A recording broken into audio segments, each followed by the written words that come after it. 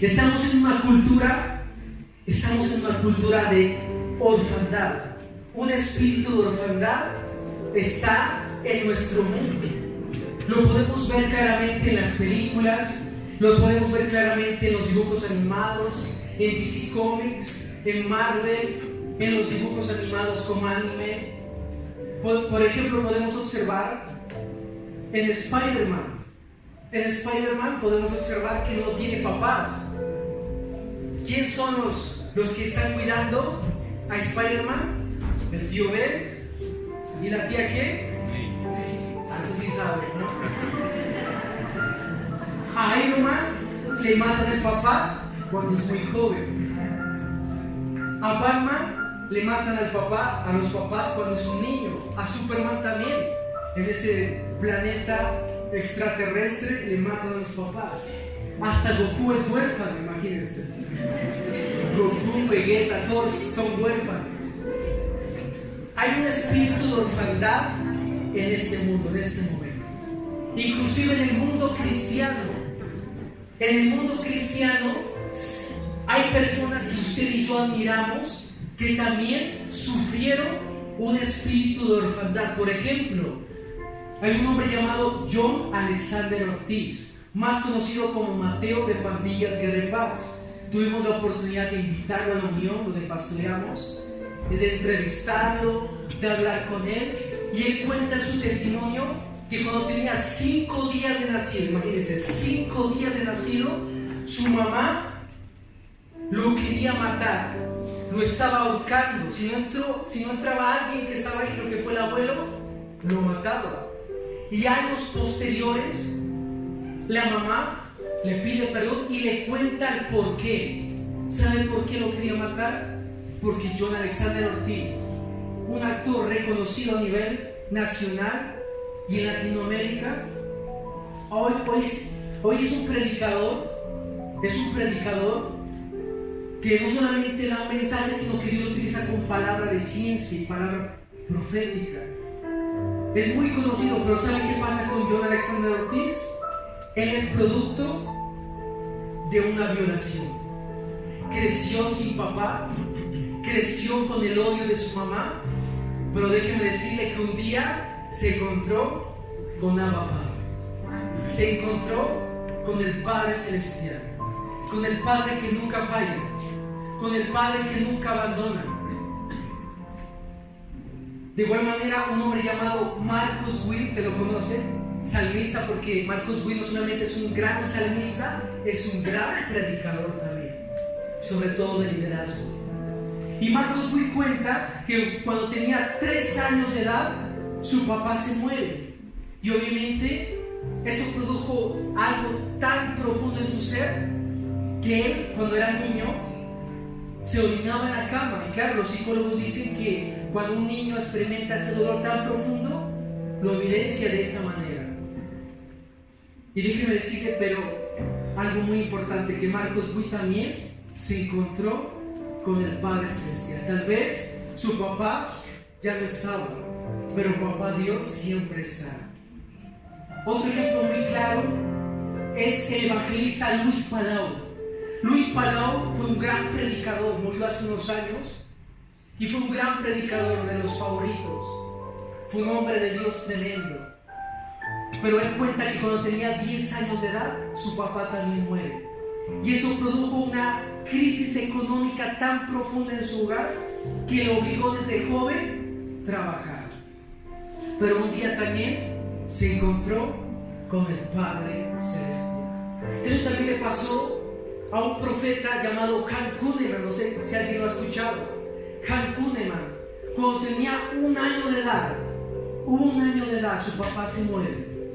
Su papá se murió. Y obviamente su mamá se casa con otra persona y lo adopta. Ese señor lo adopta, se convierte en su padrastro. Y lo tenaz, lo que me impactó fue que los papás del padrastro, es decir, sus abuelos putativos, digámoslo así, le decían: no te queremos tanto como a nosotros porque no eres nuestra sangre. Y decía, ¿sabe qué le decían? Le decían: le damos estos regalos a ellos porque ellos sí son nuestra sangre, tú no. Pero un testimonio que me impactó es una predicadora griega. Ella se llama Christine Kay.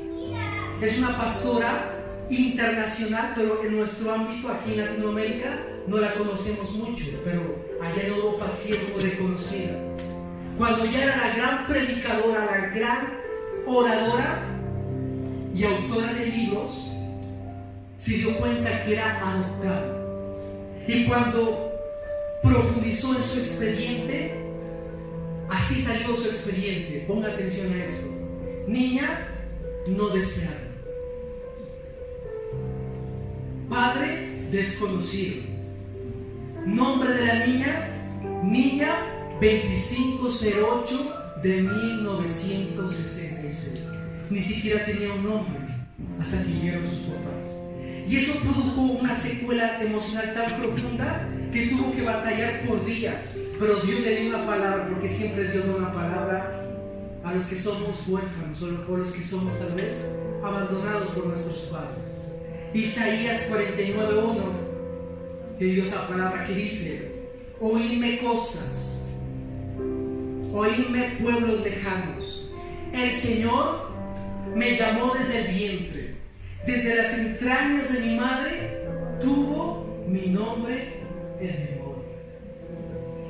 Hoy quiero decirle a alguien que tal vez no tiene los apellidos de tus papás. Tal vez tu papá, tu mamá no te reconocieron, tal vez eras huérfano o eres huérfano o te adoptaron, pero se va a cumplir lo que dice el Salmo 27:10. Aunque mi padre y mi madre me abandone, con todo el Señor me recogerá. Cuando lo creen en el Salmo, con todo el Señor me recogerá. Y hablando de este salmo que lo escribió el rey David, él también escribió el Salmo 23 que dice: el Señor es mi pastor, nada me faltará. Y este salmo es algo muy paternal, más de lo que usted cree, porque David, al escribir esto, nos está aclarando algo muy poderoso. Si usted estudia la obra de los pastores de ovejas, se da cuenta que hay ovejitas que abandonan a sus corderitos, los dan a luz, pero no lo reconocen.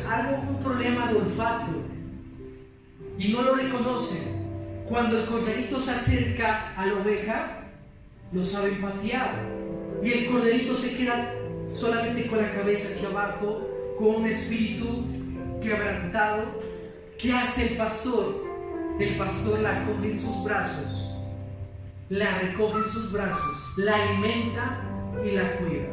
Por eso David dijo: aunque mi padre y mi madre me abandonen, con todo el Señor me recogerá. Y hablando del rey David, déjeme decirle que David, sabemos que su papá se llamaba Isaí. Su papá se llamaba Isaí y tenía David 7 hermanos: Eliab, Abinadab, Sama, entre otros más. Pero David no era el preferido de su papá Isaí. Y cuenta la Biblia en el libro de Samuel, que llegó el pastor Samuel, que llegó el profeta Samuel. Imagínense que llegue en este momento a su casa, no sé, un pastor que usted admire.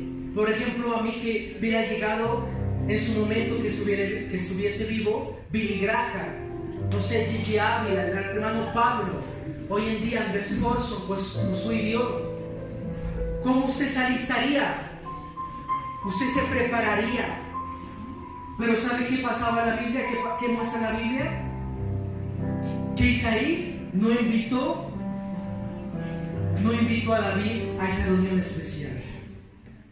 Y cuenta la Biblia que David estaba cuidando las ovejas mientras el pastor, el profeta Samuel, llegaba. ¿Y sabe qué Dios le dijo a Samuel? Uno de los hijos de Isaí va a ser el próximo rey de Israel. Y los presentó, primeramente Eliab, que era el mayor, luego Sama, luego todos. Pero Dios le dijo: ninguno de ellos es. Samuel le dice a Isaí: ¿no tienes otro hijo? Porque a ninguno de ellos Dios ha escogido. ¿Qué quiso decir ahí? Que había escogido a David. lo mandaron a llamar a David. Imagino que David llegó asustado. Uy, el pastor me va a disciplinar, mi papá me va a regañar. Porque estoy seguro que David era el ceniciento de la casa. David era el ceniciento, el que servía la mesa, el mandadero. Ve, mandame a comprar esto, mandame a comprar esto. Y tal vez David así estaba angustiado, porque eso provoca el espíritu de orfandad, baja autoestima, inseguridad, un espíritu de rechazo. Me imagino a David, ¿qué hice ahora? Y seguramente Samuel le dijo: tranquilo, hijo, tranquilo, no te vengo a castigar ni a disciplinar, vengo a darte una palabra de parte de Dios. Serás el próximo rey de Israel. Y vengo a decirle a alguien en esta noche que Dios levanta del polvo al pobre y al menesteroso Él alza del muladar para hacerlo sentar con los príncipes de su pueblo. Levanta a quien se merece, porque ha venido tu Dios. El Señor te ha llamado. Tal vez David no era el preferido de Isaí, pero era el preferido de Abba, era el preferido del Todopoderoso. Y así nos pasa. Quiero contarle que yo no podía mirar a los ojos a alguien, no le podía hablar a alguien, hasta que conocí al Padre Celestial. Y ese papá nunca me va a abandonar. Y ese papá nunca me va a dejar. Y ese papá siempre estará conmigo. Y les mandó unos WhatsApp. ¿Cuántos los quieren escuchar? ¿Cuántos quieren escuchar los WhatsApp de parte de ese papá? Isaías 43:1. Así dice el Señor, creador tuyo, hacedor tuyo. No temas, porque yo te redimí. Mío eres tú. Cuando pases por las aguas, yo estaré contigo. Y si por los ríos, no te anegarán. Cuando pases por el fuego, no te quemarás, ni la llama arderá en ti, porque yo, Jehová, soy tu Salvador. No temas, porque yo estoy contigo.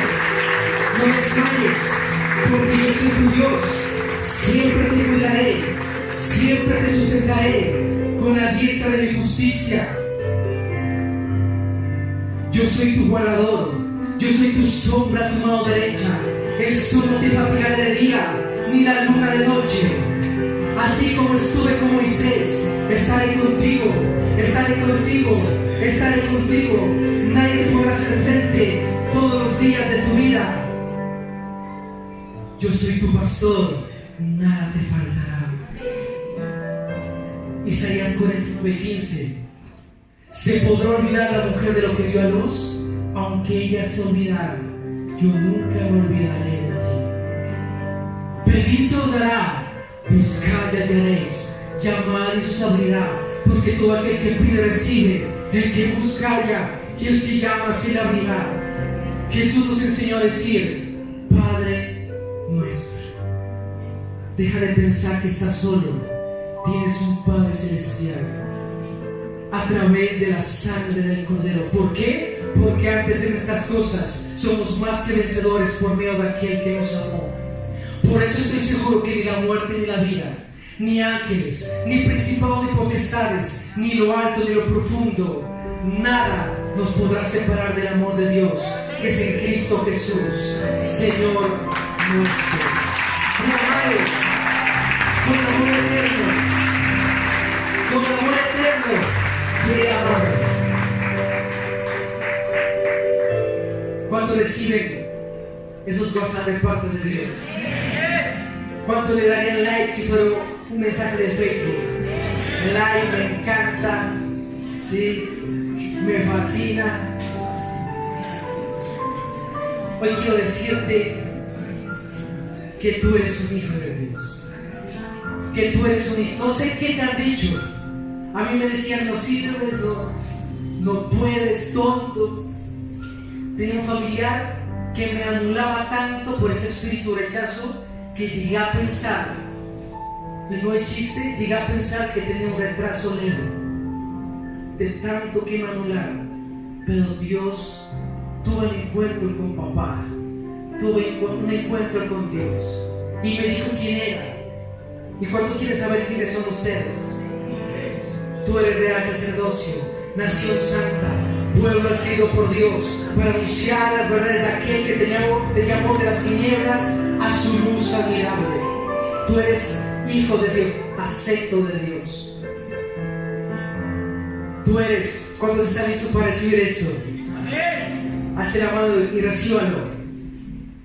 Tú eres un José para Egipto, un Daniel para Babilonia, un Elías para Israel, un Esdras para los exiliados, un Pablo para los gentiles. Tú eres la respuesta para Pasto y Nariño. Tú eres un portador de las buenas nuevas. Y el título más grande que tenemos: somos hijos de Dios. Somos hijos de Dios.